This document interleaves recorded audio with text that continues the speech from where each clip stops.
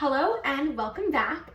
Today I'm going to be giving Jewish book recommendations. I'm actually really excited about this because in one of my previous videos, Jewish podcast recommendations, someone commented asking if I could do one for Jewish books, so here I am doing it. My first suggestion is called Sparks of Tanya. It looks like this. A friend gave this to me as a gift before I went to seminary. It's basically, so back up. Tanya was written by the first Chabad Rebbe. His name is Shneir Zalman of Liadi, also known as the Alter Rebbe. He was the first Rebbe in the Chabad rabbinic dynasty. So he wrote this. He calls it a collection of sayings, or really Sefer Shel Beinonim, which is basically a guidebook for the in-betweener. So I'm not going to get too much into that, but basically this book is not textual Tanya, so it's not Alter Rebbe's actual text, but it kind of breaks down every chapter into 2 to 4 pages, and it's really bite-sized, really awesome way to start learning Tanya. My friend gave this to me, as I said, before seminary. So this is part 1, volume 1, Likutei Amarim, if you know anything about Tanya, and this is volume 2. It's a lot smaller. I don't know if you can tell. It's a lot smaller. I'm almost done with this one, and starting this one afterwards. These are the 2 other parts of Tanya. So yeah, it's a really great way to kind of just get your feet wet with Tanya, so you can kind of understand themes and ideas, and then when you learn it more in depth or in text, you kind of already know what's happening. My next recommendation is this. It's called Eim Habanim Semeicha. It was written by Harav Yisachar Shlomo Teichtel. He was a rabbi pre-World War II. Background of that time is that Orthodox Jews were not Zionistic. It was kind of, they were of the philosophy that we should wait until Mashiach to have sovereignty over the land of Israel.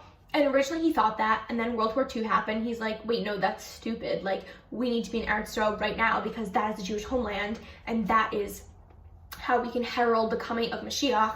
So basically this book is just providing sources of why we should do the mitzvah of Yishuv Eretz Israel, of building up the land of Israel.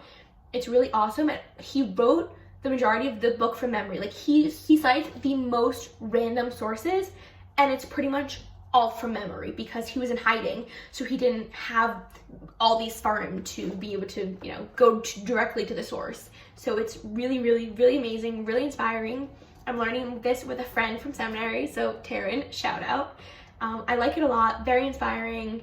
It's really amazing. He can be sassy. Taryn and I love when he's sassy, and I highly recommend.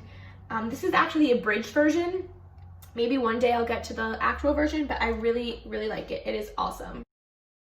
My next recommendation is more of a series of books rather than one specifically, and it's called Panini Halacha. The one I have, I actually borrowed it from the JLIC at my school, is Laws of Women's Prayer. I'm learning it with a friend from seminary. Orly, shout out to you. We also have a few online, which I can link that, but pretty much it is written by Rabbi Eliezer Melamed, who is the Rosh Yeshiva of Yeshivat Har Bracha, and he's the rabbi of the Har Bracha community. I guess he would be known as a religious Zionist or Dati Leumi rabbi, and he has written a bunch of halacha Sefarim on various things. The first one I learned was in seminary with a madricha. It was called Zmanim, and it was basically about the different times of the year, different holidays. This is Laws of Women's Prayer. I've also am learning the Shabbat one. He has one for Pesach, a bunch of others. They're originally in Hebrew, and then they're translated to English. Not all of them are translated to English, but I think eventually all of them will be. He's still publishing some now. It's really awesome, really bite-sized, really informative. It just cites a few opinions, and then this is, it just really gives a broad range. He cites everything, so really, really awesome. My next recommendation, unfortunately, I don't have it on my shelf because I accidentally left it at school and I'm home for winter break, but it's called Hayom Yom.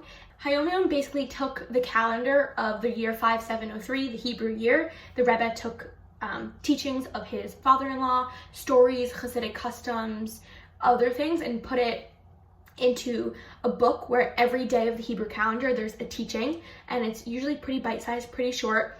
I have one I can't remember what it's called, but I will insert a picture.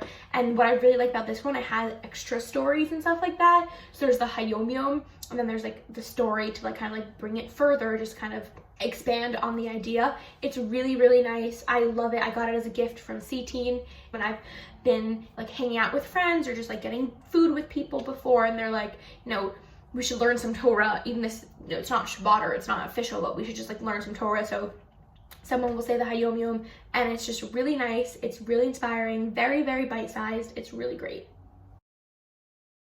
This next book I also don't have. I've never owned it. I learned it in seminary and I really, really liked it, but I can insert this really cute picture of my friends and I that learned it. It's called Double Take by Rabbi Jesse Horn. He actually came to my seminary to speak, so that was really exciting. And what he does is he compares different characters in Tanakh and says how they're similar and how they're different, and it's really interesting. This book, you need a little bit more of a background in learning. I remember going through the book, in some stories I kind of just had to like Google or some characters in Tanakh because I didn't know them or wasn't super familiar with the story, but it's really interesting. He brings textual evidence from Talmud or from the like Tanakh, the stories of where these characters are found, and explains why they're similar and why they're different and what we can learn from them. And it was super interesting, like really, really, really awesome. Highly recommend. This book, it's called Questions Obnoxious Jewish Teenagers Ask. And by obnoxious, I mean really smart and insightful, just like you. I found out about this book. I was at Stern for Shabbat. It was during the Sefarim sale, and one of my friends was reading it, and I thought it was really cool. And it's like super cheap on Amazon, like $2 or $3. Yeah. And it basically takes, like, asks questions and answers them. So some of the questions are on davening, faith, girl stuff, miscellaneous, boy stuff, science and Torah, halacha, everything. And it asks a question, then it answers it. And I just really, really like the answers because they're not super, like, hard to understand. I'm an NCSY advisor, so that's one of the reasons I bought this book, because I'm sure teens will ask me all sorts of questions and I would like to be prepared to be able to answer their questions. And also just like really interesting for myself to read. He talks to the audience, but it's not condescending. It's really, really interesting. Also like $2 or $3, so like you're really not losing a lot if you buy this book. It's just really awesome. He'll answer the question and give stories to kind of like relate it to our lives, so like you understand the answer better. Like really, really awesome. Highly recommend. Don't have to be a teenager. I'm not a teenager. You don't have to be a teenager to like this book. Really a fan. This book I got for free from an NCSY Shabbaton. Oh gosh, it was like the last one before COVID. So in January at the Winter Regional, we're having Chaburo Saturday night, and I got this book for free, and I actually really, really like it. It's called An Oasis in Time, 7 Thoughts for the Seventh Day by Rabbi Benji Levy.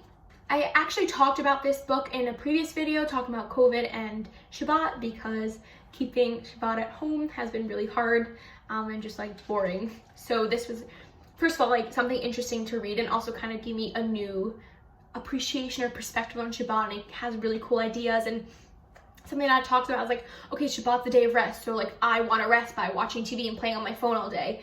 But it's like, well, okay, that could be a form of rest, but then there are other, it's not just like you resting, it's you resting so that you can connect to those around you and to Hashem. And it's just like really interesting comparisons and points, and I really liked it. I can try to find it and link it. It's by Magid, so I'm sure you can find it somewhere online. Really awesome, really inspiring. My final recommendation is Daily Wisdom. I got this on a C-Teen Shabbaton forever ago. Pretty much, the Rebbe instituted chitas, or it might have been the Friedrich Rebbe, I'm not really sure. But chitas, which you read / learn a portion of Chumash, Tehillim, and Tanya every day. And the Chumash part, the weekly Torah portion part, is split up into 7, just like the way it's read on Shabbat. It's read in 7 sections. So he takes a quote, in this book, he takes a quote from one section every day and kind of expounds on it, gives his ideas. It's based on Rabbi Sichos, his talks, and Maimarim, which is like Hasidic discourses. And it's just like a bit of inspiration and like kind of a nice new way to learn Tanakh. Like really short, everything's like a page, maybe. It's really, really interesting, a great way to learn. These books are given out for free all the time, but I'm sure that you can find it for not super expensive somewhere online. I'll try to link something down below. Really interesting. I don't read this a lot, and I should, because it's like really, really awesome, because when I do, I'm so happy I did. Thank you so much for watching. These were really books to learn, like with a chavruta or by yourself. I have other Jewish book recommendations, like just to read biographies or Jewish thought, stuff like that. I also realized that every book I suggested was written by a man, so I definitely need to do a video with Jewish books written by women, because there are plenty of really, really amazing ones. So note to self, I gotta do that. But I'm so happy to make more videos like this. Again, this was a request, so I was so happy to do this. So if anyone has video requests, please link them down. Any other book recommendations you want, tell me in the comments. This was really exciting, and let me know what you're learning, what you loved, what books weren't on my list that maybe I should learn, because I'm always looking for recommendations. So thank you so much.